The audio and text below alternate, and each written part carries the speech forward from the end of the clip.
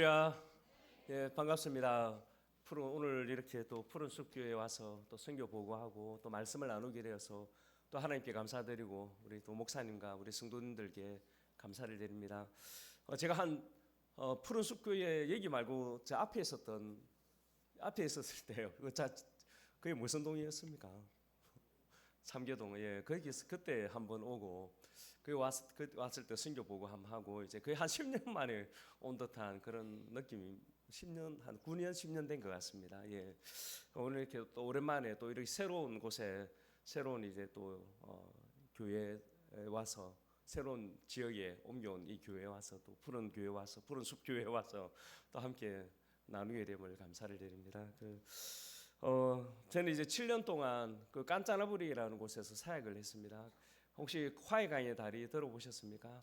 그 화해강의 다리가 있는지 깐짜나부리고 그곳에서 이제 7년 동안 사역하고 이제 세 명의 이제 태국 사역자한테 이양을 하고 2022년부터 또 새로운 곳에서 개척 사역을 하고 있습니다.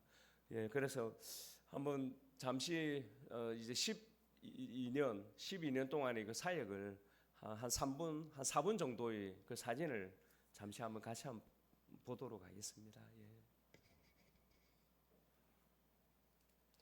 예, 사진을 좀 보여주시기 바랍니다.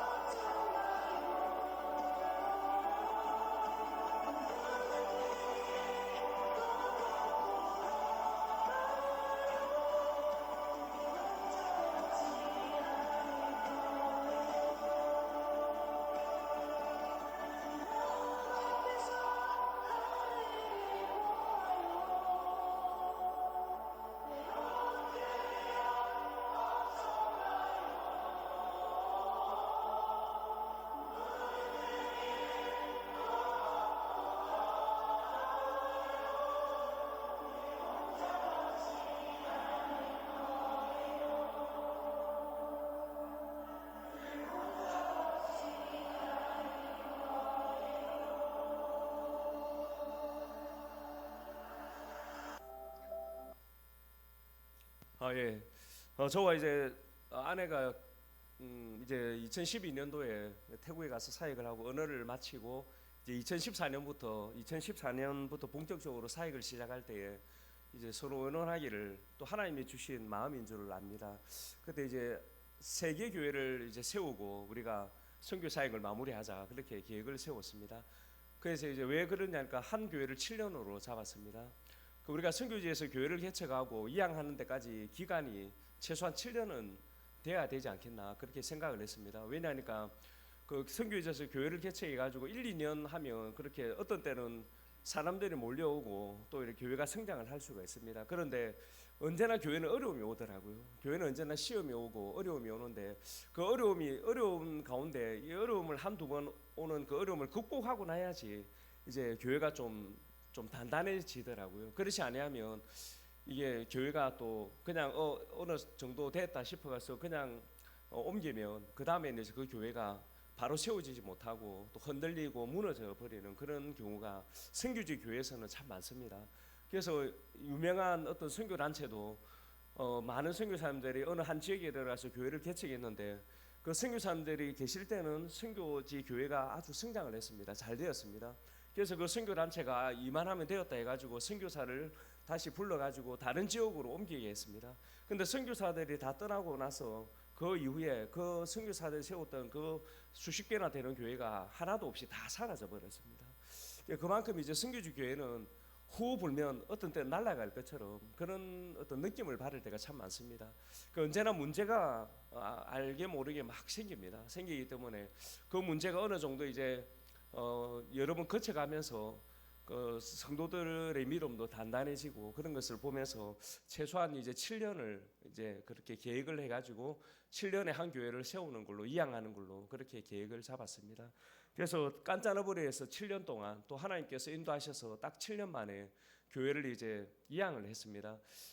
근데 이제 제가 사역했던 그 깐짜너버리 보플러이 교회가 대부분 이제 그 초등학교 졸업입니다. 학력이. 그러다 보니까 이 사역자를 외부에서 사실 이제 불러오기가 힘듭니다. 왜냐니까 농촌 교회다 보니까 불러오면 또 여러 가지 힘든 부분이 많습니다. 사례 부분도 그렇고 교회가 이제 물질적으로 약하기 때문에 그러다 보니까 이제 교회 내에서 열심히 있는 성도 중에서 사역자를 세워야 되겠다 그렇게 생각을 하고 이제 그 중에 세 사람을 세우게 되었습니다. 공동 사역을 하게 되었습니다.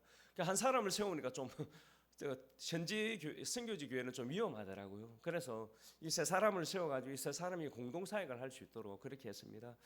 초등학교 졸업이다 보니까 정식 신학교는 못 가고 그래서 한국 선교사님이 세운 그 신학교가 있었는데 거기는 한 달에 한 주간 합숙하면서 공부를 했습니다. 그러니까 월요일부터 목요일까지 합숙하면서 한 달에 한 주간 신학 공부를 했는데 그 과정을 4년 동안 하거든요. 그래서 그 4년 동안 이제 그 신학교를 보내어서 한 달에 한 주간 이제 공부하게 하고 그 일을 하면서 섬기도록 했습니다. 그 따로 이제 사례를 줄 수 있는 여건이 안 되다 보니까 헌금도 나오는 헌금도 적고 하다 보니까 그래서 그냥 그 사역을 세 사람이 일을 하면서 교회를 섬기도록 그렇게 하고 저희들이 있을 동안에 같이 이제 저희들이 떠난 이후에도 잘 할 수 있도록 그렇게 좀 시스템을 만들었습니다. 그래서 매주 수요일 날, 토요일 날 전도하고 그 금요일 날은 저녁에 모여서 기도해야 하고 주일에 이제 돌아가면서 설교할 수 있도록 세 사람이 돌아가면서 설교할 수 있도록 그렇게 이제 하고 지금도 이제 매주일마다 이제 태국은 라인을 쓰거든요. 카톡을 주로 안 하고 라인을 하는데 그 라인을 통해서 이제 매주일마다 예배의 어떤 사진도 또 헌금도 그렇게 라인을 올리도록 그렇게 하고 있습니다. 하고 있고 지금도 이제 세 사람이 아주 열심히 그렇게 사역을 하고 있고 근데 성도들은 지금 한 미얀마 성도 반, 태국 성도 반 그렇게 있습니다. 그래서 깐짜너버리 자체가 미얀마 국경 지역에 있다 보니까 국경 지역이다 보니까 이제 미얀마인들이 많이 들어와서 일을 하고 있습니다. 공장 안에서 살면서 일을 하고 있거든요. 그래서 아무튼 그래서 이제 좀 주민증이 있는 미얀마인들은 주일날 이제 밖으로 나올 수가 있고 주민증이 없는 미얀마인들은 그 밖으로 못 나오고 공장 안에서 그냥 계속 있어야 됩니다. 그래서 어떤 때는 이제 공장에 가서 이제 어떤 특별한 날 같은 경우에는 예배를 드리기도 하고, 그 미얀마인들은 미얀마인들끼리 또 자주 잘 모이더라고요. 어떤 뭐 생일 누구 생일이고 하면 또 같이 모이기도 하고 모여서 예배 드리고 그렇게 하더라고요. 그래서 그런 식으로 이제 쭉 하고 있습니다. 하고 있고, 그래서 이제 2022년부터 또 새로운 곳에서 이제 깐짜르부리에서는 한 4시간 정도 걸리고, 그 방콕에서는 한 3시간 정도 걸린 그 동북부 지역에, 방콕에서 동북부 지역에 있는 그 사라부리라고 있습니다. 사라부리, 그 사라부리 자체는 이제 60만 명 정도 되는 인구가 있는데, 그 안에 이제 6개의, 한국식으로 말하면 6개의 군이 있는 거죠. 그 군 중에 하나가 이제 무왕렉 군인데, 무왕렉 군 인구는 한 5만 5천 명 됩니다. 그리고 이제 교회는 이제 3군데가 3개가 있고, 이제 현재 그렇습니다. 그렇고 그래서 이제 제가 거기서 이제 2022년 1월부터 이제 새롭게 이제 사역을 해 나가고 있습니다. 나가고 지금 뭐 사역하고 있는 교회도 이제 계획은 그렇게 7년을 바라보고 있는데, 근데 이제 이쯤 되면 좀 그 사역자 될 만한 분들이 교회 오셔야 되는데 아직까지 그런 분들이 안 오셔서 지금 기도하고 있습니다. 또 올해는 또 새로운 또 그런 기대감을 가지고 이제 사역을 해 나가려고 합니다. 그래서 올해 카오야이 무왕내 교회 표어가 이제 새 일을 행하시는 하나님, 그렇게 정했습니다.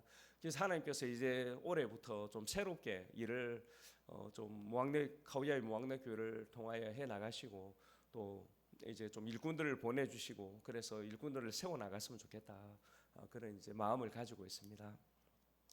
예, 좀 기도해 주시기 바랍니다. 푸른 숲 교회는 제가 2012년 처음 이제 선교지에 나갈 때부터 또 함께했던 교회입니다. 함께 해주고, 이제 목사님께서 또 이제 함께 동력해 주셔가지고 또 함께 이제 쭉 이날까지 이제 함께 해왔고, 그래서 앞으로도 계속 또 함께 동력하기를 원하는 그런 좀 마음이 있고, 또 앞으로 더욱더 좋은 소식들이 또 오고 가는 그런 이제 함께하는 그런 일들이 많았으면 좋겠다는 소망이 있습니다. 예. 오늘 말씀을 통하여서 우리 같이 한번 살펴보기를 원하는 것은, 제가 이제 교회를 이제 개척을 쭉 해서 사역을 하다 보니까 이제 교회가 어떤 곳인가 그런 좀 생각을 많이 하게 되었습니다. 교회는, 성경에서 말씀하고 있는 교회는 어떤 곳인가, 그런 부분에 대해서 생각을 하고 있는데, 오늘 읽은 이 말씀을 통하여서 또 많은 또 깨달음을 얻게 되었고, 많은 이제 또 생각을 하게 되었습니다. 그래서 제가 깨달은 오늘 말씀을 통해 깨달은 부분들을 함께 잠시 나누고자 합니다. 제가 이제 선교는 결국에는 교회를 세우는 것이라고 생각을 합니다.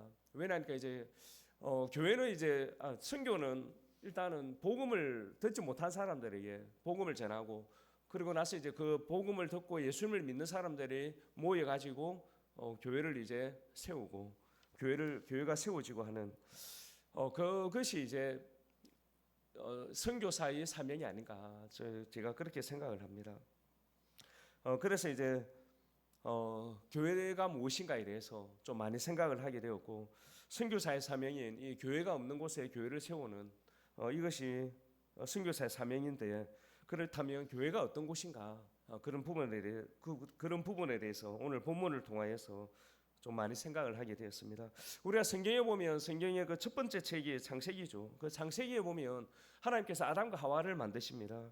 그런데 아담과 하와를 흙으로 만드시고 그 코에 생기를 불어넣으시고 그 생명이 되었다고 성경은 말씀하고 있습니다. 그 흙으로 하나님께서 사람을 만드셨지만, 하나님께서 그 코에 생기를 불어 넣으셨을 때에 비로소 살아있는 존재, 사람이 되었다고 성경은 말씀하고 있습니다. 하나님께서는 천지를 창조하시면서 사람을 마지막으로 만드셨습니다. 하나님의 창조의 절정과 목적은 사람에게 있었습니다. 하나님은 자신의 형상과 모양으로 사람을 만드시고, 또 그 사람과 교제하기를 원하시고, 하나님이 만드신 만물을 통하여서 그러니까 사람을 통하여서 하나님께서 만드신 그 만물을 다스리기 원하셨습니다. 그런데 우리가 잘 알듯이 이 사람이, 아담과 하와가 사란의 속임수에 빠져서 하나님과의 그 언약을, 약속을 어겼고 또 징계를 받았습니다. 그 후에 하나님께서는 셋을 주셨고, 그 셋의 후손을 통하여서 믿음의 가정을 이어가게 하셨습니다. 그래서 그 이후에 보면 믿음의 가정, 노아, 아브라함, 야곱을 통하여서 계속적으로 이제 믿음의 가정들이 쭉 이어지지 않습니까? 그런데 우리가 구약 성경을 읽어보면 이스라엘 민족 안에서도 믿음의 사람과 그렇지 않은 사람들이 따로 존재했죠. 그러니까 모든 이스라엘 사람들이 다 믿음의 사람이 아니었고 이스라엘 사람들 안에서 믿음의 사람과 그렇지 않은 사람들이 쭉 내려오는 것을 우리가 볼 수가 있습니다. 그렇게 하다가 우리가 신약에 들어가 보면 그 예수님께서 이 땅에 오신 목적이 무엇이냐 했을 때 그것은 믿음의 사람들을 구원하기 위하여 이 땅에 오셨다고 말씀하고 있습니다. 예수님께서는 자신을 바라고 기다리는 그런 사람들을 구원하시기 위하여서 사람의 몸을 입고 이 땅에 오셨습니다. 누가복음에 보면 나이 많은 시므온과 안나가 아기 예수님을 안고 축복하는 모습을 보게 됩니다. 내 눈이 주의 구원을 보아사오니 이는 만민 앞에 예배하신 것이요 이방을 비추는 빛이요 주의 백성 이스라엘의 영광이니이다. 그런데 우리가 성경을 읽어보면 예수님께서 이제 이 구원의 역사를 이제는 이 이스라엘 지역뿐만이 아니고 전 세계에 이 구원의 역사를 이루어가기를 원하시는 것을 보게 됩니다. 예수님께서는 자신이 이 땅을 떠나고 난 이후에 이제 자신을 이어서 자신의 사명을 이어서 이 전 세계에 이 구원의 역사를 이루어 나갈 그런 존재가 필요했다는 것입니다. 예수님은 이 땅에 오셔서 주로 이제 이스라엘이라는 그 땅 안에서 사역을 하셨지 않습니까? 그러니까 예수님은 거의 전 세계를 이스라엘 그 안에서 사역을 하시고 그리고 이 땅을 떠나셨습니다. 그래서 예수님께서는 자신이 이 땅을 떠나고 난 이후에 자신을 이어서 자신의 사역을 대신할 그런 어떤 존재가 필요했다는 것입니다. 우리가 복음서를 읽어보면 예수님께서 이 땅에 오셔서 사역을 하시면서 앞으로 하실 일을 말씀하시는데 그것은 다른 것이 아니고 교회를 세우는 것이었습니다. 마태복음 16장에 예수님께서는 베드로의 신앙 고백 위에 내 교회를 세우겠다고 말씀하십니다. 그 예수님께서 베드로 제자들에게 묻지 않습니까? 너희들은 나를 누구라고 하느냐, 누구라고 생각하느냐 했을 때 베드로가 주는 그리스도시요 살아계신 하나님의 아들입니다. 그렇게 고백을 했을 때 예수님께서 하신 말씀이 바요나 시몬아 네가 복이 있다 하시면서 너희 이 고백 위에 내가 내 교회를 세우겠다고 그렇게 약속을 하십니다. 음부의 권세가 이기지 못하고 천국의 열쇠를 가지고 있는 내 교회를 세우겠다고 말씀하십니다. 예수님은 자신의 죽음을 통하여서 믿는 자들을 구원하시고 믿는 자들의 공동체인 교회를 세우셨습니다. 우리가 사도행전을 읽어보면 교회는 이제 본격적인 교회는 성령님께서 임하심으로 교회가 세워지고 이제 교회가 힘있게 사역을 하게 됩니다. 그러니까 창세기에 하나님께서 흙으로 사람을 만드시고 그 코에 생기를 불어넣으심으로 사람이 살아있는 존재가 된 것처럼 사도행전에 성령님께서 임하심으로 이제 믿는 자들이 모이게 되고 이제 교회가 이루어지게 된 거죠. 그래서 교회의 주인은 예수님이시고 또 교회를 인도하시는 분은 성령님이신 것을 우리가 알게 됩니다. 성령님께서 교회를 인도해 나가십니다. 사도행전을 읽어보면 성령님께서 강력하게 교회에 역사하시는 것을 보게 됩니다. 성령님의 전적인 역사로 인하여 교회가 세워지고 운영되어집니다. 우리가 오늘 읽은 본문 말씀해 보시면 교회를 표현하는 단어가 있지 않습니까? 교회는 뭐라고 합니까? 우리가 끝에 보면 우리가 읽은 본문 말씀 오늘 읽은 23절에 보시면 뭐라고 합니까? 교회는 뭐라고 하죠? 교회는 그의 몸이라고 하죠. 그가 누굽니까? 예, 맞습니다. 예수님이죠. 예수님의 몸이라는 것입니다. 에베소서는 교회에 대해서 또 교회가 어떤 곳인가에 대해서 잘 설명하고 있는 성경입니다. 우리가 에베소서 1장부터 쭉 읽어보면 하나님께서 그러니까 삼위일체 하나님께서 구원을 이루어 가시는 것을 보게 됩니다. 그러니까 에베소서 1장부터 구원에 대해서 이야기하는데 그 구원을 이루는데 그러니까 이 삼위일체 하나님이 일을 하신다는 거죠. 그러니까 성부 하나님께서 계획을 하셨다는 거, 예정을 하셨다는 것입니다. 성부 하나님께서 예정하시고 그 다음에 성자 하나님께서 예수님께서 피를 흘리셨다는 거죠. 예수님께서 피 흘리시고 그 다음에 성령 하나님께서 인치셨다고 그렇게 에베소서 1장이 말씀하고 있습니다. 그러니까 삼위 하나님께서 성부, 성자, 성령 하나님께서 우리를 구원하시기 위하여서 동일하게 함께 일을 하셨다는 거죠. 예정하시고 피 흘리시고 인치셨다 그렇게 말씀하고 있습니다. 그러고 나서 이제 에베소서 1장 오늘 읽은 말씀 17절부터 쭉 보면 에베소 교회를 향한 바울의 기도죠. 그래서 이제 너희가 구원받은 것이 이 삼위일체 하나님의 놀라운 역사하심으로 이루어진 거다. 그렇게 하면서 이제 에베소서 1장 17절부터 이 바울이 교회를 위해서 기도합니다. 그죠? 교회를 위해서 기도하는 내용을 보시면 뭐 지혜와 계시의 영을 주셔서 하나님을 알게 하시고 또 부르심의 소망이 무엇이고 기업의 영광이 풍성함이 어떤지를 알게 하시고 또 우리에게 베푸신 능력이 지극히 크심이 어떠한지를 알게 해달라고 그렇게 기도합니다. 그리고 그 능력이 어떤 능력이라고 합니까? 그 능력은 예수님을 죽은 자 가운데서 살리신 능력이라는 거죠. 그리고 나서 이 예수님을 모든 만물 위에 뛰어나게 하셨다는 것입니다. 그러니까 만물을 그의 발 아래에 복종하게 하셨다는 거죠. 그리고 나서 하시는 말씀이 무엇입니까? 예수님을 만물 위에 교회의 머리로 삼으셨다는 거죠. 삼으시고 교회는 그리스도의 몸이니 만물 안에서 만물을 충만하게 하시는 이의 충만함이니라 이렇게 선언하고 있습니다. 그러니까 좀 23절이 조금 어렵게 느껴질 수 있는 본문이죠. 구절입니다. 교회는 그의 몸이니 이거는 알겠는데 만물 안에서 만물을 충만하게 하시는 이의 충만함이니라 이렇게 표현을 하고 있습니다. 교회를 표현할 때에 그러니까 교회는 그리스도의 몸이고 그리스도의 충만함이라고 그렇게 표현을 합니다. 그러니까 우리가 교회가 그리스도의 몸이라고 할 때는 우리가 어떤 의미가 있습니까? 교회와 그리스도가 이제 하나라는 의미가 있는 거죠. 근데 이제 우리가 하나라는 의미도 있지만은 그렇지만 우리가 그 뒤에 나오는 만물을 충만하게 하신다. 그러니까 만물 안에서 만물을 충만하게 하시는 분이 충만이다. 교회를 이렇게 표현하잖아요. 이렇게 표현할 때에 예수님과 교회는 하나라는 의미로서 예수님이 그의 몸이라고 그렇게 표현하는 것도 맞지만은 좀 더 나아간다면 그러니까 교회는 그리스도께서 하시는 일을 하는 곳이라는 그 의미가 더 강하다는 것입니다. 그러니까 예수님은 교회를 통하여서 자신이 하고자 하는 일을 해 나가시기를 원하신다는 거죠. 그런 의미에서 교회는 그리스도의 몸이다. 그 의미가 있다는 것입니다. 그러니까 우리가 일을 할 때 어떻습니까? 일을 할 때 머리가 합니까? 몸이 합니까? 뭐 다 하죠. 다 하는데. 근데 이제 좀 더 면밀하게 따지고 보면 이제 몸이 하는 거죠. 우리가 몸이 일한다 그러잖아요. 그죠? 그러니까 머리는 지시하고 그죠? 머리는 생각하고 몸이 일을 하지 않습니까? 마찬가지로 이제 교회는 그리스도의 몸이라고 했을 때 교회는 그리스도의 몸, 예수님이 머리잖아요. 그죠? 예수님이 머리시고 교회는 예수님의 몸이고 그러니까 다시 말하면 교회는 예수님이 하시는 그 명령을 따라서 일을 행하는 곳이라는 거죠. 그러니까 일을 행하고 만물을 충만하게 하는 그런 일을 하는 곳이라는 의미가 강하다는 것입니다. 요한복음 5장 17절에 예수님께서 이렇게 말씀하시죠. 내 아버지께서 이제까지 일하시니 나도 일한다. 아니 하나님께서 분명히 창세기에는 일하고 쉬셨다고 했는데 그런데 요한복음 5장 17절에는 하나님이 이때까지 일을 해오고 계셨다는 것입니다. 안 쉬었다는 것입니다. 그리고 예수님도 하시는 말씀이 내 아버지께서 이제까지 일하셨는데 나도 일한다. 그렇게 말씀하십니다. 그런데 하나님께 예수님께서 이때까지 무슨 일을 해오셨다는 것입니까? 천지 만물을 다 창조하시고 쉬셔야 되는데 안식하지 아니하시고 이때까지 일을 해오셨다는 거죠. 그 일은 무엇입니까? 만물을 충만하게 하는 일이라는 거죠. 오늘 23절에 있는 말씀처럼 만물 안에서 만물을 충만하게 하시는 그 일을 이때까지 해오고 계셨다는 것입니다. 만물을 충만하게 한다는 것은 무슨 뜻입니까?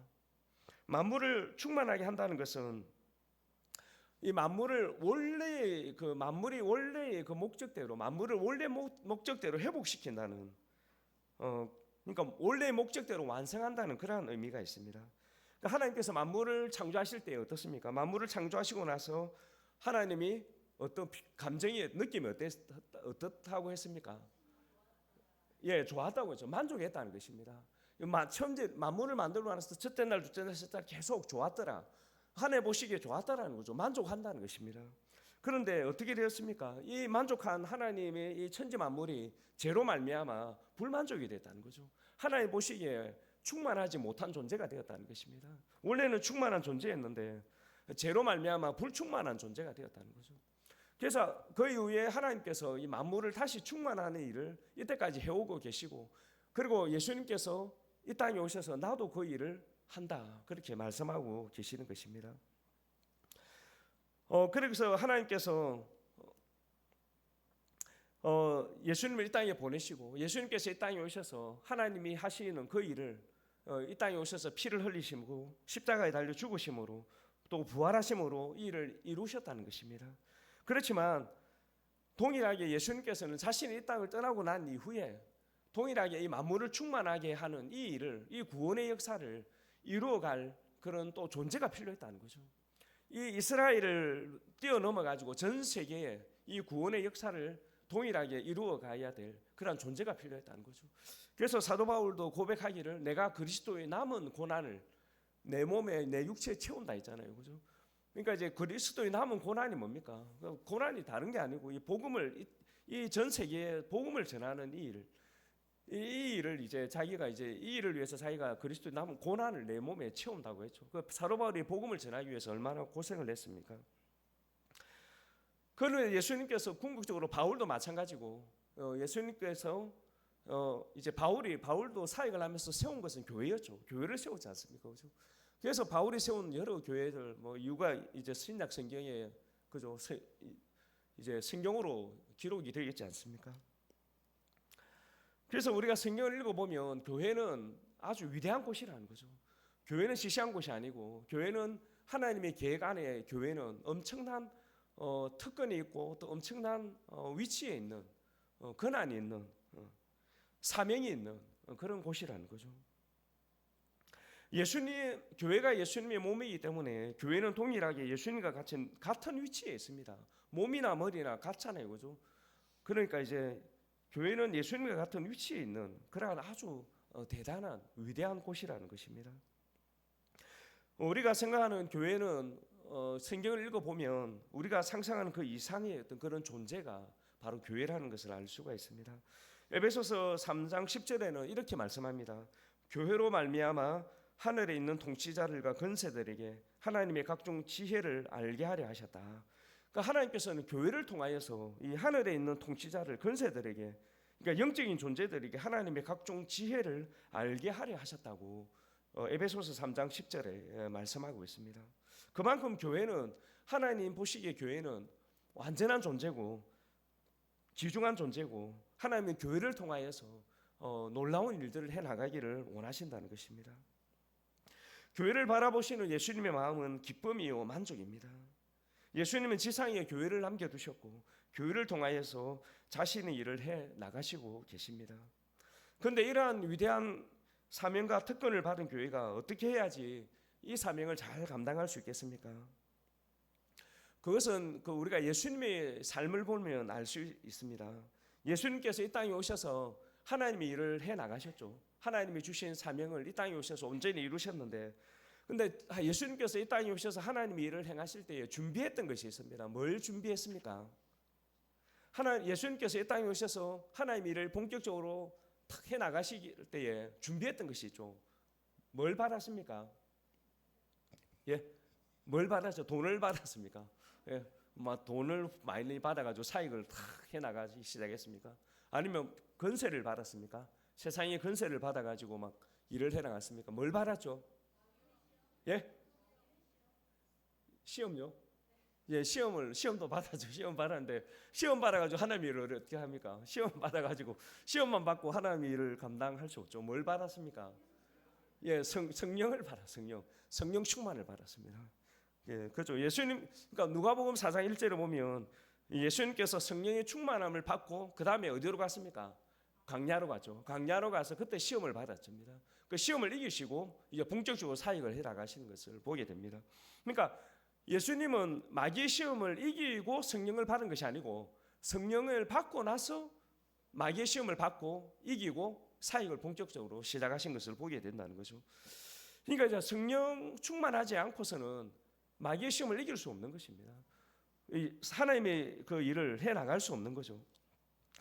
사도행전 10장 38절에 보면 하나님이 나사렛 예수에게 성령과 능력을 기름 붓듯 하셨으며 그가 두루 다니시며 선한 일을 행하시고 마귀에게 눌린 모든 사람을 고치셨다, 이렇게 말씀합니다. 그러니까 예수님께서 본격적으로 하나님의 사역을 해 나가시기 전에 성령 충만을 먼저 받았다는 것입니다. 그래서 성령과 능력을 기름 붓듯 그렇게 받았다는 거죠. 받고 그 다음에 본격적인 사역을 해 나가셨다는 것입니다. 우리가 사도행전에도 보면 예수님의 제자들도 성령 충만을 받고 담대하게 복음을 전했지 않습니까? 성령 충만 받기 전에는 늘 이제 의심하고 두려워하고 막 그랬습니다. 우리가 사도행전 6장에 보면 구제하는 일을 위하여 일꾼을 세울 때 초대교회가 어떤 사람을 세웠습니까? 믿음과 성령이 충만한 사람을 세웠습니다. 그래서 우리가 에베소서 5장 18절에도 뭐라고 합니까? 오직 성령의 충만함을 받으라는 것입니다. 우리가 성도들은 성령의 충만함을 받아야 됩니다. 성령 충만하지 않고서는 우리가 하나님의 일을 해 나갈 수 없을 뿐더러 신앙생활을 해 나가기가 힘들다는 거죠. 우리가 에베소서와 골로새서를 읽어보면 이제 성령 충만하라고 명령을 하고 나서 그 다음에 나오는 우리가 구절이 어떤 구절이냐니까 이 관계에 대한 구절을 쭉 계속 말씀하고 있습니다. 그래서 에베소서, 골로새서가 내용이 비슷한 게 많은데 거기 보면 이제 성령의 충만을 받아라 해놓고 그 다음에 나오는 구절을 보면 다 이제 관계를 말하죠. 그러니까 부모와 자녀와의 관계, 남편과 아내와의 관계, 종과 주인의 관계, 그런 관계에 대해서 이야기합니다. 다시 말하면 우리가 이 땅에 살아가는 어떤 일상생활, 그러니까 남편과 아내와의 관계, 부모와 자녀와의 관계, 이 관계가 정상적인 관계가 되기 위해서는 성령 충만해야지 가능하다는 것입니다. 그래서 우리가 성도들은 꼭 성령 충만을 받아야 된다는 거죠. 근데 우리가 성령 충만 받기 위해서는 어떻게 해야 됩니까? 뭘 해야 됩니까?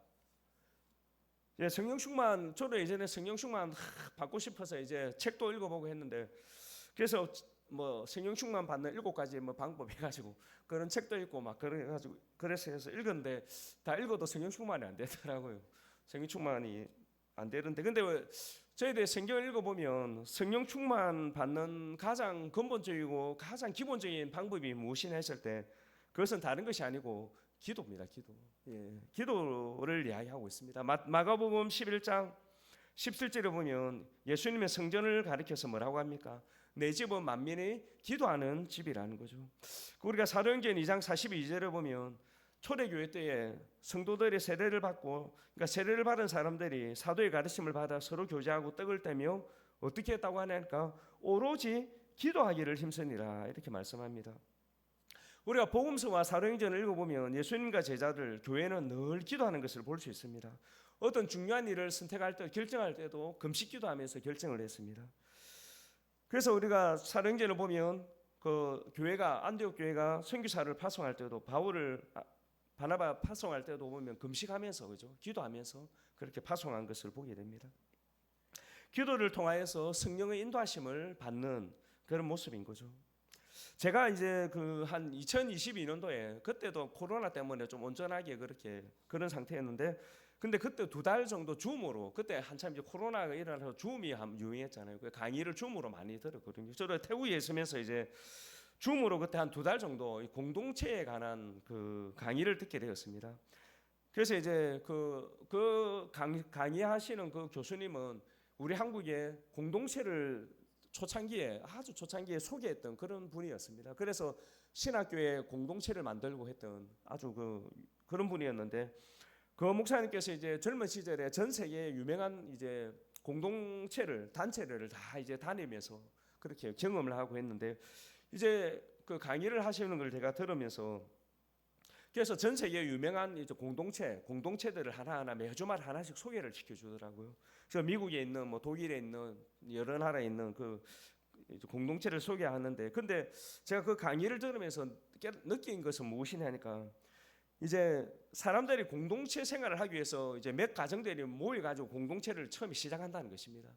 근데 대부분은 이 공동체가 다 대부분 시간이 지나면 1년, 2년 지나면 다 깨어진다는 거죠.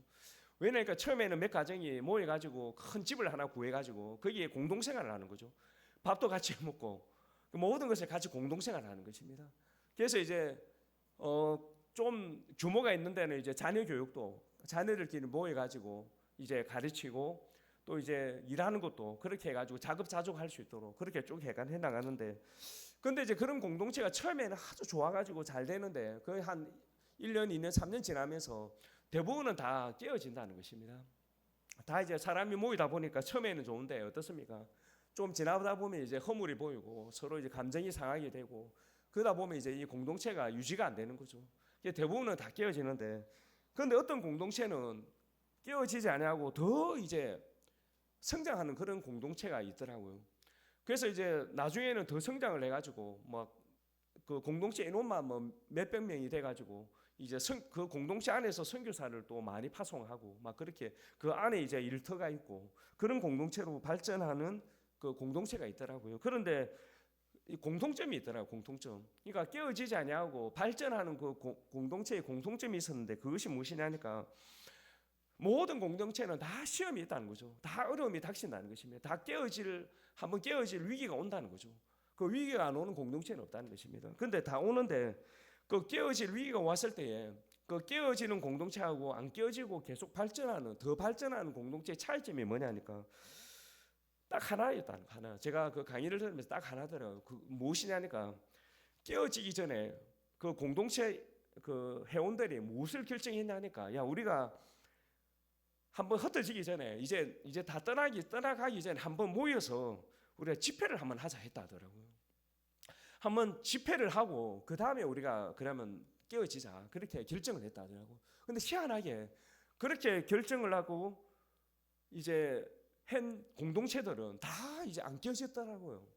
그러니까 집회를 하고 한번 이제 헤어지자 그렇게 했던 공동체 그 집회할 때에 집회하는 가운데 성령님께서 역사하신 거죠. 그 집회하는 가운데 그 막 성령님께서 강력하게 역사하셔가지고 그 미워했던 그 마음들, 그 막 같이 공동체 생활했던 그 회원들에 대한 막 그 안 좋은 어떤 그런 감정들이 그 집회하는 가운데 성령님께서 임재하셔가지고 그 마음에 회개하는 마음을 주시고 오히려 이제 막 그 집회가 회개의 그런 집회가 되었다는 거죠. 그래서 막 찾아가가지고 내가 너를 미워해서 막 미워했다면서 죄를 고백하고 그러면서 이제 용서해 달라고 하고 그러면서 서로가 서로에게 막 그렇게 죄를 고백하고 이제 회개하는 그런 시간이 있었더라고요. 그런 이제 공동체는 안 깨어지고 더 발전했더라고요. 근데 그런 시간이 없었던 공동체는 다 깨어졌더라고요. 제가 그 강의를 들으면서 교회도 마찬가지라는 생각이 들더라고요. 교회도 영적인 공동체잖아요. 영적인 공동체. 고린도 교회에 사도 바울이 편지를 보내면서 다 교회는 그죠? 손과 머리와 입과 모든 것이 하나를 이루는 공동체라는 거죠. 모든 사람들이.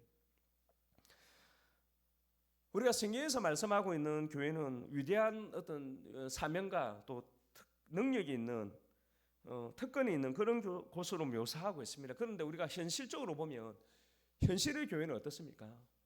현실의 교회는 전혀 그렇지 않다고 느끼기 참 쉽습니다.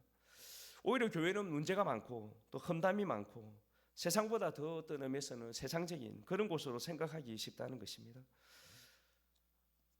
많은 교회들이 세상적으로 눈으로 보면 좀 초라하게 보이는 그런 경우가 참 많습니다. 그런데 이제 요한계시록 2장 3절을 보면 7교회를 예수님께서 평가하실 때 어떻게 평가합니까? 그러니까 세상적으로 부족함이 없는 그런 라오디게아 교회는 뭐라고 합니까? 예수님께서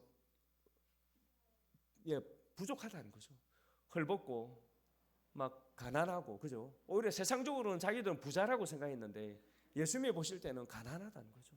영적으로 아주 가난한 그런 교회라는 것입니다. 근데 세상적으로 볼 때는 초라한 서머나 교회, 세상적으로 볼 때는 진짜 뭐 물질도 없고 아무것도 없이 보이는 그런 교회였지만 서머나 교회는 예수님께서 칭찬하시죠. 충만한 교회였던 것입니다. 그 교회는 세상의 눈으로 보아서는 안 되는 곳인 거죠. 세상의 눈으로 보는 것이 아니고 뭐 세상으로 볼 때 막 아주 대단한 교회라고 생각할 수도 있겠지만 그렇지만 예수님이 보실 때의 관점은 완전히 달라질 수가 있다는 것입니다. 교회는 언제나 영적인 그런 눈으로 바라보아야 되고 교회는 언제나 기도함으로 성령을 받고 성령 충만 받고 성령 인도하심으로 예수님의 남은 고난을 감당하는 그런 곳으로 존재해야 된다는 것입니다. 이런 교회가 될 수 있도록 우리 자신들이 내 자신이 먼저 하나님 앞에 나와야 합니다. 우리 여기 앉아 있는 우리 성도님들이 하나님 앞에 나오셔야 됩니다. 나오셔서 기도하셔야 됩니다. 지금 또 뭐 우리가 지금 나라와 민족을 위해서도 기도해야 되죠. 기도해야 되고, 근데 나라와 민족이 아니더라도 개인적인 문제와 또 가족을 위해서라도 하나님 앞에 나와야 됩니다.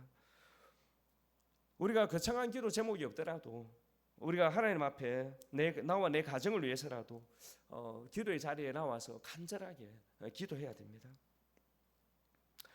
에베소서 5장 22절부터 보면 남편과 아내와의 관계를 그리스도와 교회의 관계로 이제 마지막으로 표현을 하고 있습니다.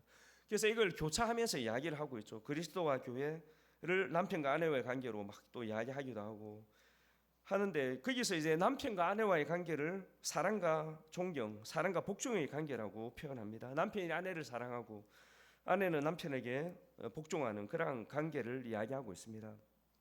성경은 그렇게 말씀하는데 현실은 좀 안 그렇죠, 그죠? 현실의 부부 관계는 사랑과 존경의 관계가, 복종의 관계가 늘 봅니까? 그렇지 않죠, 그죠? 그렇지 않습니다.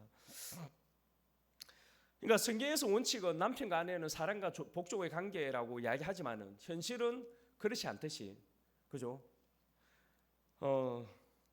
다 동의하지 않는 그런 눈빛인데 다 뭐 사랑하고 존경은 그런 복종의 관계로 살고 계시는 것 같은데, 잘 아는 이야기이지만 들어보셨겠지만 한 번 더 말씀드리면 어느 교회에서 부흥회가 있는데 그 아내가 남편에게 이야기했습니다. 여보, 우리 둘 다 부흥회를 빠지면 또 목사님 보기에 좀 그러니까 당신이 좀 참석해라, 그렇게 이야기했습니다.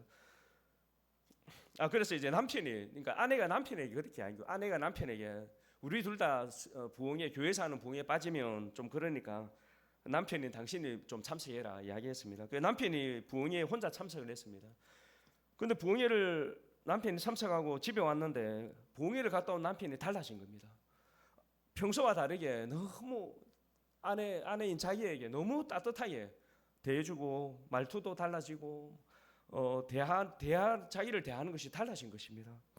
그래서 그 주일에 아내가 교회 가서 목사님에게 물었다고 합니다. 목사님, 지난주 교회에서 부흥회 할 때 부흥회 그 강사 목사님의 주제가 혹시 아내를 사랑하라 그런 거나 아니면 믿는 자들이 변화에 대한 그런 내용이었습니까? 그렇게 물었습니다. 그러니까 목사님이 왜 그러시죠? 하니까 그 남편이 부흥회 갔다 와서 자기 일을 대하는 게 너무 달라졌다는 것입니다. 너무 좋게 변했다는 거죠. 그러니까 그 목사님이 하시는 말씀이 지난 그 부흥회 말씀 주제는 원수를 사랑하라였습니다. 그렇게 이야기했다고 합니다. 그래서 아무튼 그래서 그 주제에 맞게끔 그렇게 사랑했다고 합니다. 우리가 성경은 성경은 뭐라고? 남편과 아내의 관계가 사랑과 복종의 관계지만은 현실은 그렇지 않듯이 그 교회와 그리스도의 관계도 마찬가지로 우리가 그죠? 우리가 언제나 교회는 그리스도에게 순종해야 되는 관계가 라고 이야기하지만은 현실의 교회는 그렇지 않은 경우가 많은 거죠. 그런데 그렇지 않다고 해서 그 원칙을 파기하는 것은 합당치 않죠, 그죠? 그거는 맞지 않지 않습니까, 그죠? 그러니까 남편과 아내의 관계가 현실은 그렇지 않기 때문에 그냥 사랑과 복종의 관계는 그냥 성경이고 세상적인 관점으로 그냥 살겠다. 그거는 그리스도인의 모습이 아니지 않습니까, 그죠? 마찬가지로 교회와 그리스도의 관계도 성경에서 말씀하고 있는 이 관계를 우리가 현실은 그렇지 않더라도 현실의 교회 보면 저 교회는 안 그런데 저 교회는 세상적인 그런 식으로 나아가는데 그 모습을 보고 우리가 따라가는 것은 합당치 않다는 것입니다. 우리는 언제나 성경에서 요구하고 있는, 말씀하고 있는 이런 관계를 이러한 또 우리에게 요구하는 모습을 갖추기 위해서 노력해야 된다는 것입니다. 성경에서 우리에게 요구하시는 모습은 교회는 그리스도의 몸이고 몸은 그리스도의 하시는 일을 하는 곳이라는 거죠. 그 일은 무엇입니까? 다른 것이 아니고 이 구원의 어떤 역사죠. 구원의 사명인 것입니다. 구원의 사명, 다시 말하면 복음을 전하는 거죠. 믿지 않는 사람들이 복음을 전하고 그 믿지 않는 사람들이 하나님 앞에 나와서 교회에 나와서 예배자가 될 수 있도록 하는 그것이 바로 우리 교회가 해야 될 일이고 저와 우리 성도님들이 하셔야 될 일이라는 것입니다. 그리고 이 일을 위해서 우리가 기도해야 되는 거죠. 왜냐하면 기도할 때에 성령 충만 받고 이 일을 해 나갈 수가 있다는 것입니다. 요한계시록 8장 5절에 성도의 기도는 하늘에 올라간다고 표현하고 있습니다. 그래서 우리가 하나님께 올라가는 향이라고, 우리가 성도의 기도가 하나님께 올라가는 향이라고 표현을 하고 있습니다. 히브리서 4장 16절에 보시면 그러므로 우리는 긍휼하심을 받고 때를 따라 돕는 은혜를 얻기 위하여 은혜의 보좌 앞에 담대히 나아갈 것이니라. 그러니까 우리가 먼저 해야 될 일은 기도라는 거죠. 기도하고 성령 충만 받고 그리고 나가서 복음을 전하고 양육하고, 그죠? 우리 여기 앉아 있는 우리 성도님들, 하나님께서 우리에게 맡겨주신 사명, 다시 말씀드리면 예수님께서 이 땅을 떠나시기 전에 자신이 떠나고 나서 이 일을, 자신이 했던 이 일을 계속 이어서 해 나갈 그러한 존재인 그 교회는 우리 자신이지 않습니까? 우리를 이 땅에 남겨두신 거죠. 그러니까 우리가 이 땅에 사는 동안에 해야 될 일은 다른 것이 아니고 우리가 기도하고 성령 충만 받아서 예수님이 하셨던 이 구원의 사명을 이루는, 복음을 전하고 양육하는 이 일을 해 나가는 것이라는 거죠.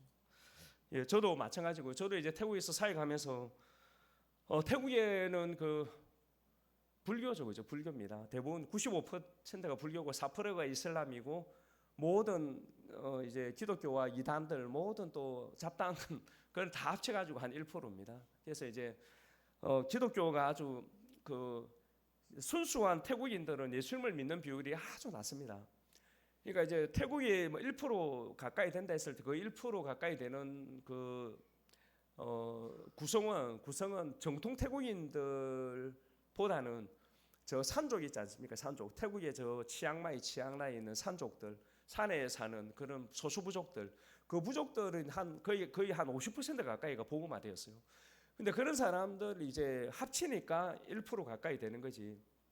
정통 태국인들은 예수님을 믿는 비율이 아주 현저하게 낮습니다. 제가 깐짜나불이 있을 때 깐짜나불 인구가 80만 명이거든요. 아주 큰 도시입니다. 태국에서도 80만 명 인구 중에 태국 기독교 교단에서 조사를 했거든요. 조사를 해가지고 정통 태국인들 중에 예수님 믿는 사람들이 얼마나 될까 조사를 해보니까 80만 명 중에 500명.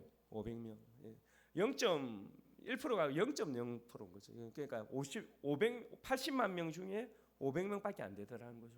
그만큼 이제 예수님을 믿는 비율이 아주 약하고, 주위의 나라가 어떻습니까? 미얀마, 라오스, 뭐 이제 캄보디아, 베트남 그렇게 있는데, 그런 이제 공산국가와 독재국가인 라오스, 미얀마보다도 태국의 복음화율이 더 낮습니다. 더 낮아요. 오히려 이제 미얀마, 라오스가 복음화가 더 높습니다.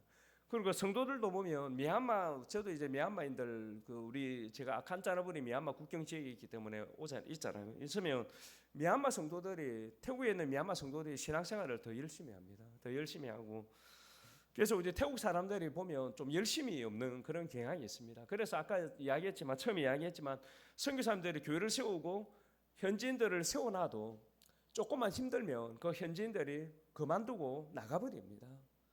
나가버리고, 그러다 보니까 태국에는 예배당도 있고 성도도 뭐 10명, 20명 있는 교회도 있는데 사역자가 없는 교회가 좀 있습니다. 사역자가 없는 거예요.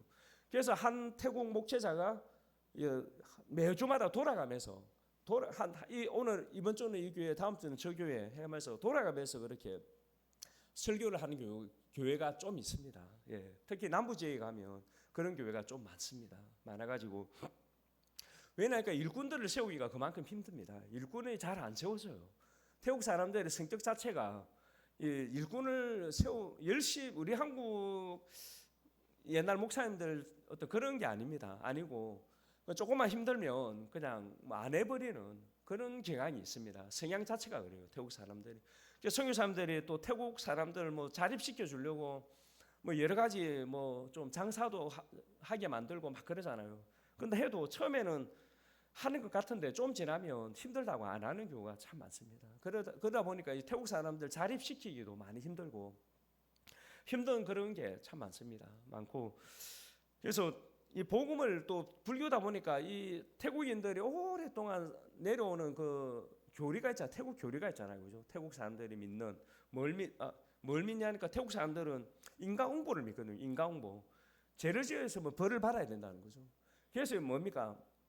선을 행했으면 또 거기에 대한 대가를 받고, 그러다 보니까 이제 태국 사람들은 전생이 있잖아. 전생을 다 생각하잖아요. 다음 생에 내 전생. 태국 사람들이 겉으로 보면 가장 온순해요. 그러니까 환경에 아주 잘 적응을 합니다. 순응합니다. 왜냐하니까 내가 이렇게 사는 것은 전생에 내가 잘못을 했기 때문에 현세에 이렇게 좀 불행하게 산다, 그렇게 생각을 하는 거죠. 그래서 태국 사람들이 다음 생에 내가 부자가 되기 위해서는 지금 이 세상에서 내가 선을 행해야 된다 생각을 하는 거죠. 그걸 우리가 탐분이라고 하거든요. 탐분. 태국 용어로는 탐분이라는데, 그 태국 사람들이 탐분을 많이 합니다. 많이 도와주는 거죠. 선행을 많이 합니다. 왜냐하니까 그 선행이 자기를 다음 생에서는 자기를 부자로 태어나게 한다, 그렇게 생각을 하기 때문인 거죠. 그래서 태국 사람들은 겉으로 보기에는 아주 착하고 순응하고 그렇게 하는데, 그 교리 자체가 그러다 보니까 복음을 전하기가 상당히 힘들어요. 왜냐하니까 복음은 다르잖아요. 복음은 뭡니까? 예수님을 믿으면 죄 용서받고 하나님의 자녀가 되고 천국 간다. 근데 예수님을 믿으면 죄 용서받는, 죄를 지으면 벌을 받아야지. 무슨 죄를 지으면 용서받고 아무것도 안 했는데 그냥 믿으면 다 용서되고 다 죄에 대한 벌을 안 받나? 그 이해가 안 되는 거죠. 이해가 안 되는 것입니다. 그리고 또 이제 태국은 옛날 우리 시골처럼 예수님을 믿으면 그 동네에서 거의 좀 따돌림을 받는 경우도 많거든요.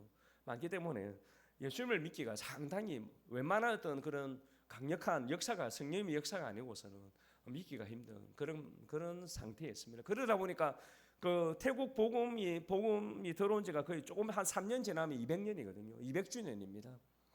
한국보다도 더 일찍 들어왔어요. 그 200년 동안에 200년 동안에 얼마나 많은 나라와 얼마나 많은 그 선교 단체, 얼마나 많은 또 우리 그 기독교 교단에서 이 선교사들이 왔겠습니까?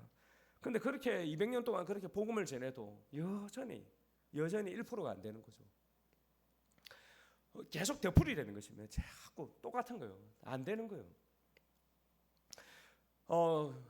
태국이 그만큼 이제 태국의 다른 동남아 지역보다는 좀 살기에는 괜찮습니다. 다른 동남아 지역보다는 경제적으로 태국이 좀 수준이 높아요. 다른 동남아 지역보다는. 그래서 미얀마, 라오스, 캄보디아 사람들이 태국에 들어와서 일을 합니다. 그러니까 태국 사람들은 한국 와서 일을 하죠. 태국 사람들은 불법 체류자가 한국에 많잖아요, 그죠? 태국 사람들은 한국 와서 일하지만은 미얀마, 라오스, 캄보디아 사람들은 태국에 가서 일합니다. 그만큼 또 차이가 나는 거예요. 같은 동남아인데 태국과 라오스, 미얀마, 캄보디아의 수준 차이가 그만큼 납니다. 돈의 가치가. 그래서 이제 태국에서 그만큼 차이가 경제적으로는 다른 동남아 지역보다는 뛰어나지만은 복음을 전하기에는, 선교하기에는 많이 힘든 그러한 나라입니다. 그래서 선교사님들이 이제 선교를 하다가 보면 많이 지치는 경우가 많습니다. 제가 이제 우리 고신교단의 선교 훈련, 대전에 있는 선교 훈련에서 2차 이제 훈련 받을 때에, 그 2차 훈련 받을 때에 그때 하는 말이, 태국에는 이제 선교사를 안 보낸다, 그렇게 이야기하는 거예요. 왜 안 보내냐니까 태국은 선교사의 무덤이라는 것입니다. 그래서 제가 그 이야기를 들었을 때 선교사의 무덤이 태국이라고, 저는 뭐 순교자가 많이 나왔나 그렇게 생각을 했는데 그것이 아니고, 들어보니까 이제 태국에는 처음에는 열정을 가지고 선교하러 갔는데 태국에서 선교하다 보니까 이제 선교가 잘 안 되는 거죠. 해도 자꾸 되돌리고 똑같은 것입니다. 그러니까 아이들이 처음에는 확 나왔는데 한 몇 개월 지나면 아이들이 쑥 빠져나가요. 부모님이 못 가게 합니다. 처음에는 교회 가게 놔두는데 몇 개월 지나면서 아이들이 뭐 찬송가 부르고 하면 그 다음에는 교회 가지 말라고 딱 합니다. 그럼 어느 순간에 아이들이 훅 다 떠나는 거죠. 근데 이런 걸 몇 번 경험하다 보니까 선교사님들이 이제 이게 지치고, 그러다 보니까 이제 힘이 빠지고, 그러면서 이제 나중에는 열정이 사라져 버리는 거죠. 열정이 살아버리는데, 근데 살기에는 또 좀 괜찮아요. 다른 동남아보다. 그러니까 아이들 교육시키기에는 좋고 하니까 그게 그냥 사는 거죠.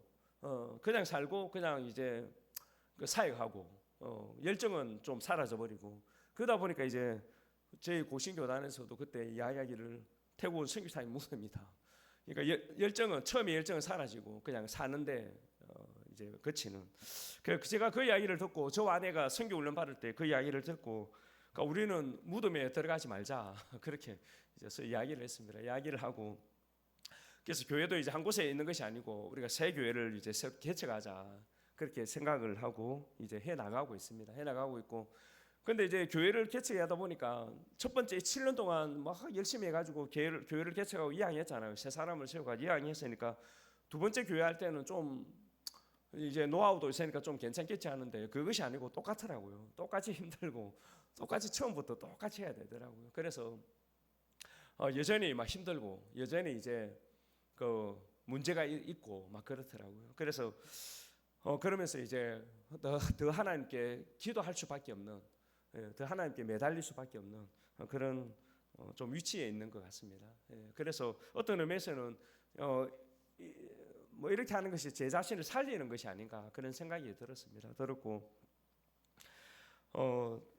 아무튼 선교지 교회가 잘 또 성장할 수 있도록 좀 기도해 주시면 감사하겠고 아무튼 이제 일꾼들이 세워져야 됩니다. 일꾼들이. 그래서 무엇보다 중요한 건 일꾼들이 세워져야지 그 일꾼들이 이제 계속 일을 해 나가는 것이지 어떤 건물적인 차원이 아니고 그래서 일꾼들이 잘 세워질 수 있도록 양육받고 양육되어질 수 있도록 기도해 주시면 감사하겠습니다. 우리 성도님들도 여기 앉아 계신 우리 성도님들도 좀 기도하시고 그죠? 기도하고 성령 충만 받아서 이 푸른 숲 교회가 더욱더 또 좀 하나님을 믿는 자녀들로 가득 채워지고 정말 이 구원의 그 역사를 예수님이 하셨던 이 구원의 일을 더욱더 사명을 더욱더 감당해 나가는 주의 몸된 교회가 되시기를 주님의 이름으로 축원합니다.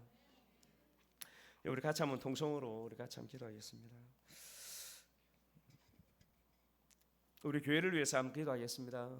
우리 푸른숲 교회를 위해서도 또 내 자신을 위해서도 성령 충만 받아서 하나님께서 맡겨주신 이 구원의 사명을 잘 감당하는 하나님의 자녀, 하나님의 일꾼이 되게 해달라고 우리가 참 통성으로 기도하겠습니다.